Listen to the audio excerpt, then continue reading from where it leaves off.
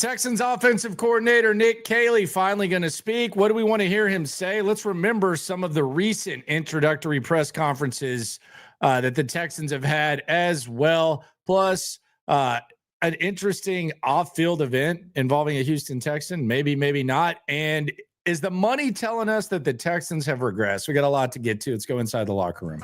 Yeah, it's the locker room on YouTube. You know what it is. Let's get it. Do it live. Hey, locker room. Yeah, we in the locker room. Texas talk. Yeah, you know what we about to do. Localize every angle's what we really do. We the source. We the pulse of the city too. Landlocked. Got the game. All right, it is the locker room, number one source for Texans digital content. We are close to finally hearing from the most talked about guy in the Texans offseason, during the Texans offseason. Offensive coordinator Nick Caley. I'll be on the scene. We'll figure out what he's about, or will we? That is the question. What are we going to hear from Nick Caley? What do we want to hear from Nick Caley? 24 hours from now, we'll react to that, and I'm assuming that's going to be a long process, and maybe he gets people excited, maybe he doesn't. Who knows? This segment brought to you by BetUS. Use the promo code YouTube150 for 150% bonus up to $2,000 on your money. If you'd like to bet on the hoops, go ahead and do so. If you like to bet on the futures, which is where we're going to start, you might not like what they're telling us. I've always said you kind of follow the money to figure stuff out. I use the betting line. I use the betting odds as kind of a resource. It's not always the end all be all, but I think it's a good resource to indicate where teams are. By example, if we look at the college football playoff, only one time in the entire history of the college football playoff has the betting favorite not won the game. One time. There's one time in the entire 2-year history of the college football playoff, the last 2 years, where the betting favorite has not won, and that was Texas against Washington. Now, in the college football playoff this year, the betting favorite didn't lose at all. They didn't lose the game, and the only game that they didn't cover was when Texas didn't cover against Arizona State. That was the only time that the betting favorite did not cover. The only time that there was a loss the last 2 years was Texas against Washington last year, where the betting favorite lost. I say all that to say these guys know what they're talking about. And if they did seedings, I think that things would be a lot more competitive.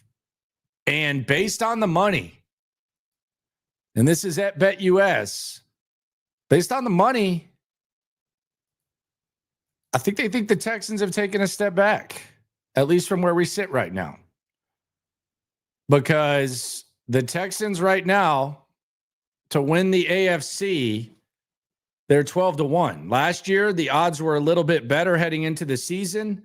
To win the Super Bowl, they're down to 30-1, which is half of what they were before.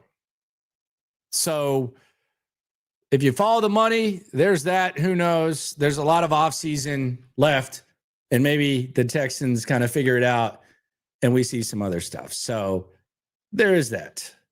We'll figure that out when it comes to the Texans. But the offseason is going to tell a lot, and Nick Caley could tell us a lot as well tomorrow when he speaks. What is more likely when it comes to the Nick Caley situation, though? That's one of the things that I kind of want to know. Like, what is more likely? Do you walk away feeling excited after Nick Caley speaks? Or do you think it's one of those kind of Caserio vibe type of press conferences where a lot is said, but really not much is said? How do we feel that this Nick Caley thing is going to go? I'll be honest, I haven't heard the guy talk much. There's not a lot of interviews. There's little snippets here and there, but I don't anticipate that this is going to be some sort of press conference that is going to excite a lot of people. I think this is going to be more Caserio-like.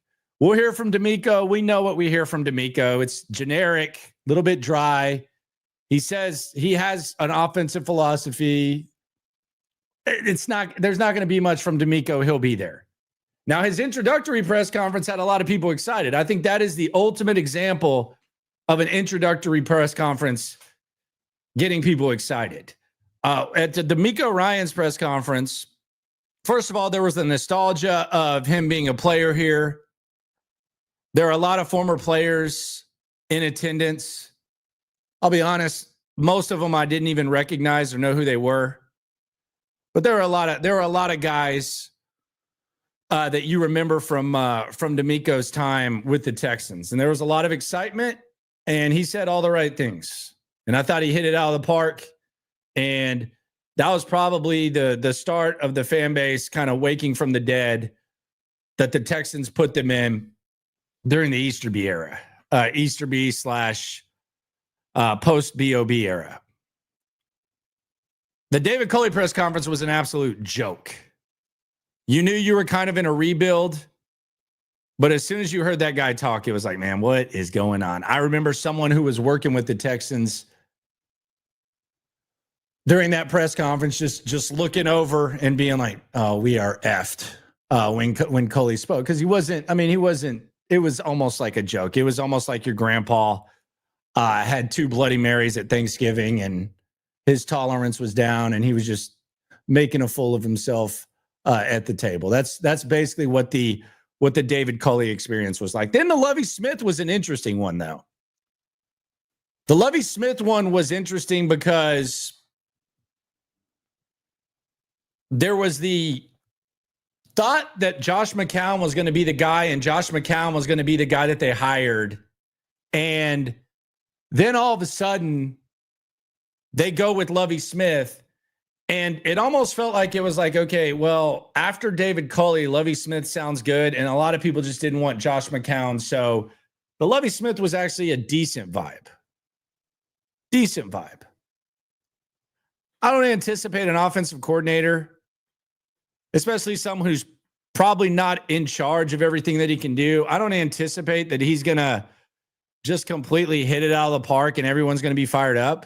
But there are a few things that I think that we could hear from Caley that could excite some people. The first would be what he envisions from a personnel standpoint that this team could add. Not necessarily what's currently on the roster, because I don't anticipate that Nick Caley is going to say anything crazy about any player that is currently on the roster. But I would like to hear him say, well, I think this team needs more speed. Or I think this team needs to utilize the tight ends more. Or I think we need running back. We need to maximize the running backs. Like if he can just give like any specific like that, I think that would be an exciting thing. I don't think he can speak on too in-depth on personnel and what their plan is going to be, what the approach is going to be. Because maybe he has some sort of say, who knows?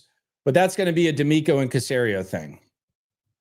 But the worst thing that we could hear is he goes up there and says, I really believe in this offensive line. I think these 5 guys, these guys can really get the job done. And with these guys, I believe that there's some untapped type of potential for these guys. If he says that, I think he's automatically losing the fan base. Now, I don't know if he's going to be allowed to be too critical of what they did last year. I anticipate he's going to be very complimentary of CJ Stroud, Nico Collins, Joe Mixon. I don't even want to hear him talk about John Mechie, Xavier Hutchinson, Kenyon Green, Titus Howard. They're probably going to get asked about. I don't even want to hear it because I think they should be proactively looking to upgrade those guys. But we'll get a grasp of Nick Caley. It's going to be the first time that I really hear what he's about and what he's got to say.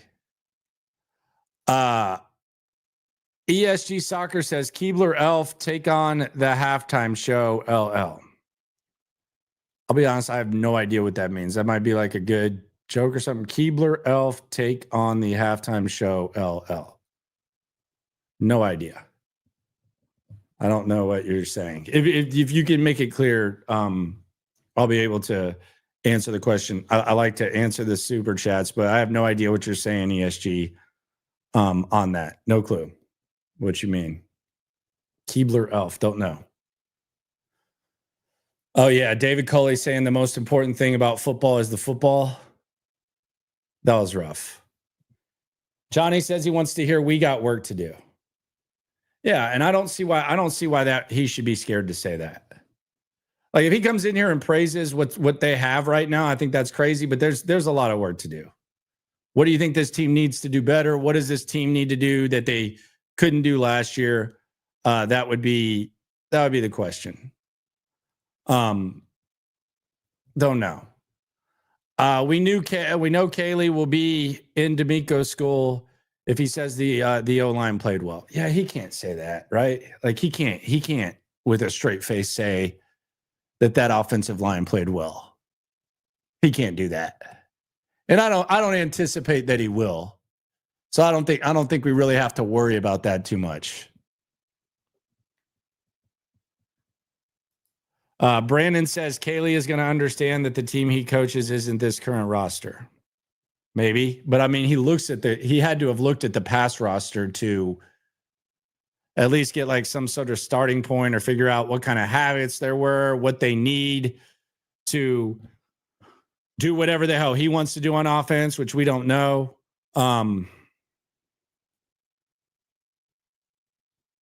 What is my take on the halftime show? On the halftime show is one of the top cracker. Like the Super Bowl halftime show, like that everybody's arguing about. It was whack. I mean, he should have never been the halftime performer. I think we understand that. I think it's just it was a bad decision. Should have been Drake with Wayne, kind of the connection, but he's not a halftime show performer. I also don't think there was like some large depth that everybody's at. Everybody's like, oh man, you just don't get it. Nah, it's pretty simple. Like it's obvious what he was trying to do. It's just not. It wasn't good. It wasn't for it wasn't a halftime show. So I think the majority of the people who like that halftime show, and I've seen some brothers that didn't like the halftime show. So it's not like all the brothers like the halftime show. Like some people are trying to lump it into. They were going to like it no matter what. Like he could have went up there and taken a dump on the stage and they would have liked it no matter what. I think it was one of the worst halftime shows I've ever seen. I think it was the only one that I've seen that was that bad was the Who. The Who sucked too. Like you can flip a coin, either the Who or Kendrick Lamar, worse halftime show. And it wasn't like some sort of nothing went over anyone's head. It was just awkward and stupid. That wasn't what a halftime show was about. So it was dumb. That's my take on the halftime show. I thought it sucked. I'm not a Kendrick Lamar guy, so I'm not the guy to ask. So yeah.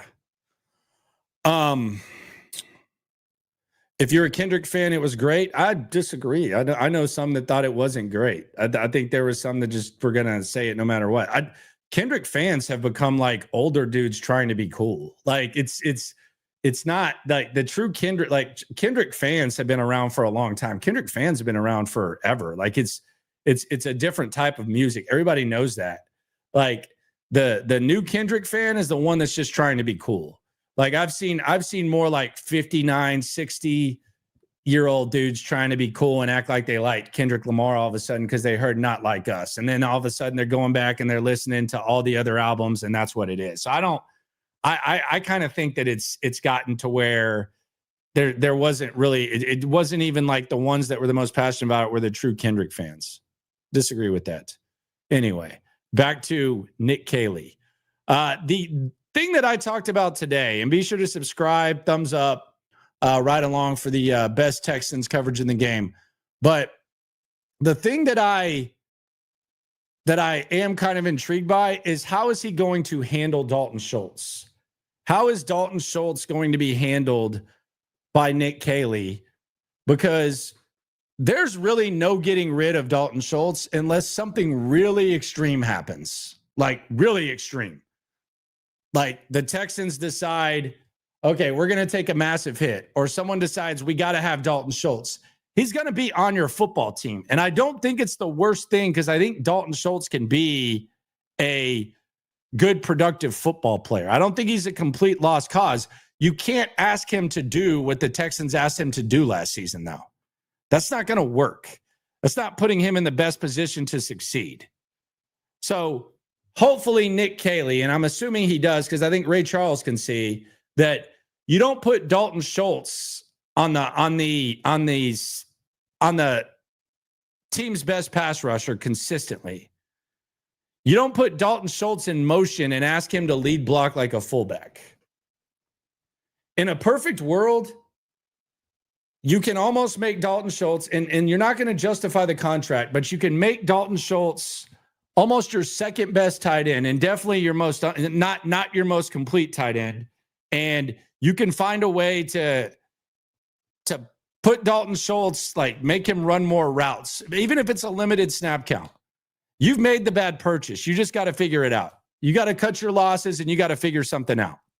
But any hope of like justifying and Dalton Schultz being, I think he was the 11th most productive tight end 2 seasons ago. And last year, I think he was like 23rd, 24th, wasn't even top 20.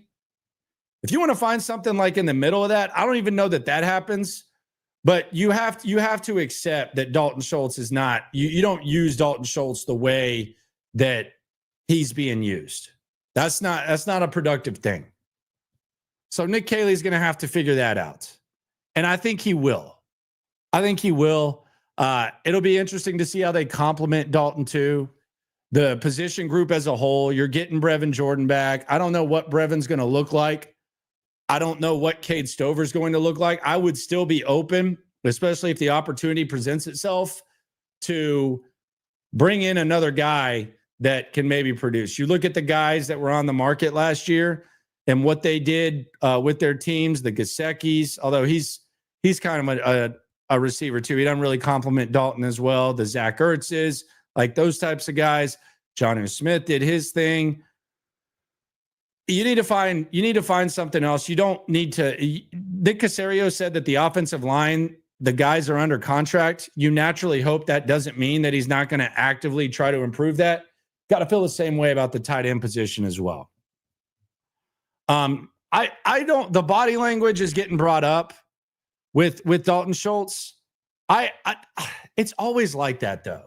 And I understand it looks lazy, but even when he's making plays, it's not impressive. It's not, you don't look at him and say, damn, I wonder what his 40 time is. And he looks like an athletic freak. It's always like that. Like even the best plays that he makes are kind of a little bit awkward.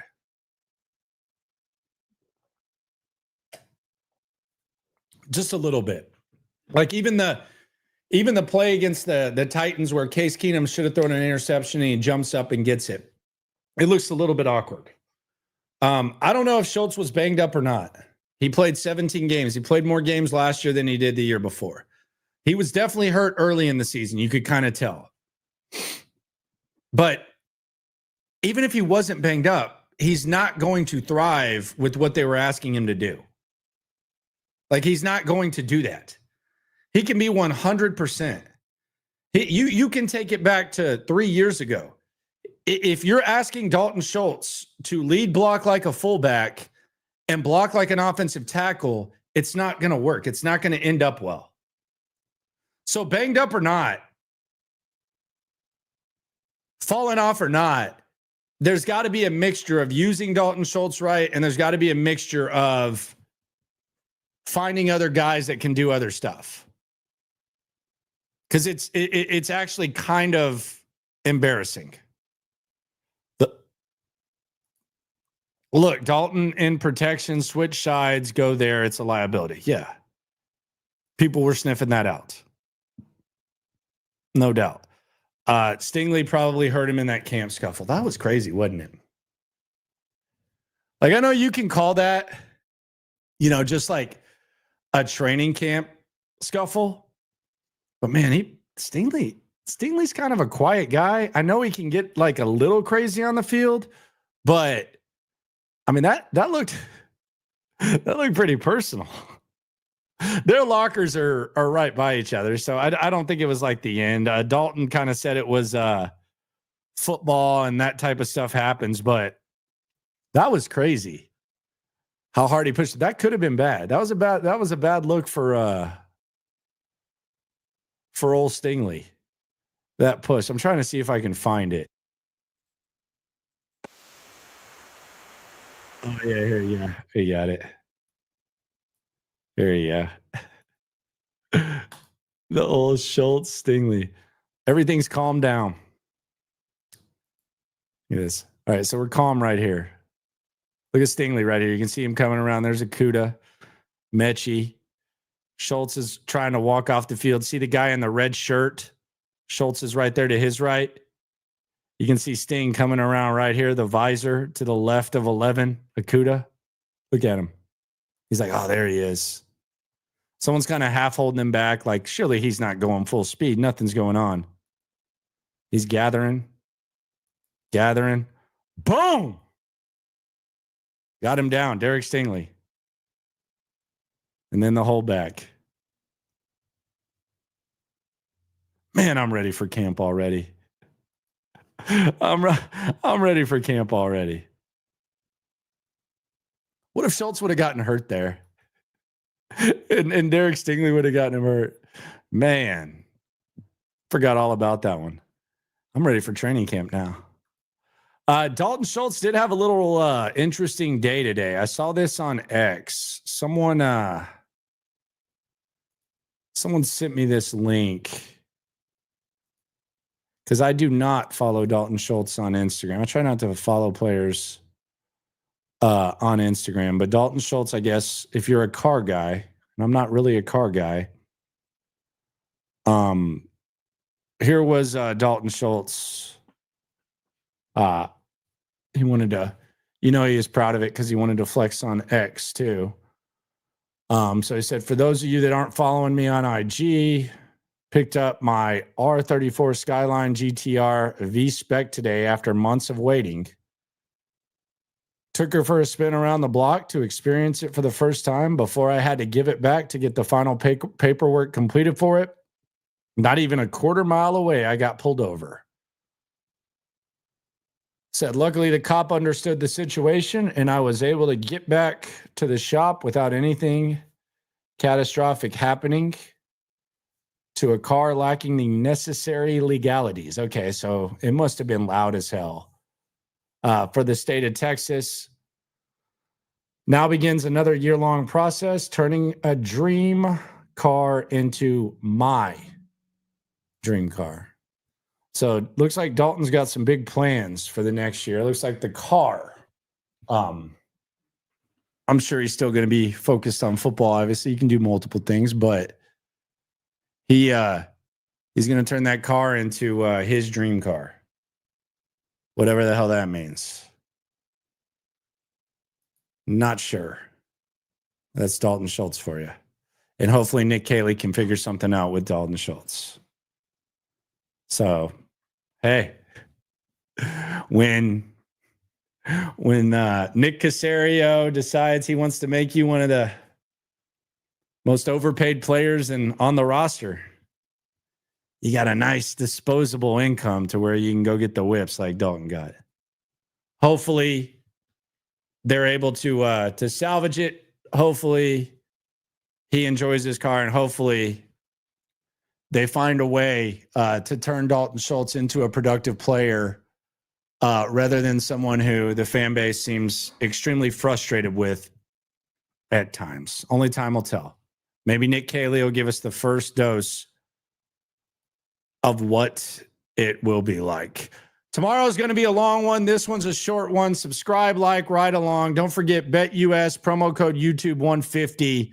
150% bonus up to 2K. Appreciate y'all for coming through. We'll react to Caley tomorrow, SNL, as well as right here. Always remember, whether you're got your dream car or not, when it comes to this Texan stuff, we're all in it together. Appreciate y'all for coming through. Landlocked, got the game in the headlock. Localized every time, can't stop, won't stop.